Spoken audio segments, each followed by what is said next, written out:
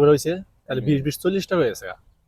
আসসালামু আলাইকুম, শহীদুল ব্লগ থেকে আপনার সকলকে স্বাগতম। আমাদের বেড়ে ওঠাটা গ্রামে, আর গ্রামে কোটকুটিওয়ালাদের সাথে আমাদের পরিচয়টা সেই আদিকাল থেকে। গ্রামে সবসময় কোটকুটিওয়ালাদের আগমন হতো, দোকানপাট অনেক কম থাকায় তাদের কাছ থেকে আমরা নানা রকম মুদি জিনিসগুলো কিনে খেতাম। এছাড়াও বাঙালি দিয়ে সোমপাপড়ি এবং কোটকুটি দেওয়া হতো, যেটা এখন নাই, একেবারে বিলুপ্ত হয়ে গেছে। সেই কোটকুটি আর সোমপাপড়িগুলো খুব কম থাকলেও হাতে গোনা অল্প পরিমাণ রয়েছে। তাই আমরা চাচাকে দেখে ভাবলাম কোটকুটি আছে, তাই তাকে দাঁড় করালাম, কিন্তু না, কোটকুটি পেলাম না, সোমপাপড়ি পেলাম না। তারপর আমরা সন্দেশ এবং লাড়ুগুলো কিনে খেতে লাগলাম। আপনি কত বছর ধরে ব্যবসা করেন না?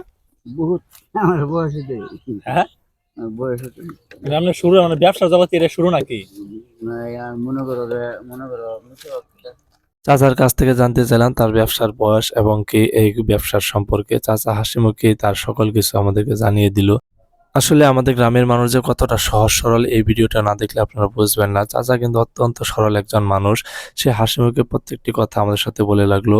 আর একটি কথা, চাচাকে যে শুধু খাবার বিক্রি করে তা না, এর সাথে কিন্তু মশলাও রয়েছে। আমাদের গ্রামের চাচি মারা খালারা আসলে মূলত বাঙালি দিয়ে তাদের কাছ থেকে জিরা অন্য অন্য যে মশলাগুলো রয়েছে তা কিন্তু সবসময় ক্রয় করে থাকতো। চাচাকে বললাম, চাচা এই ব্যবসা কতদিন যাবত করেন? চাচা সে বলল শুরু থেকে। আসলে কোনো ব্যবসায় ছোট নয় বা কোনো কাজই ছোট নয়।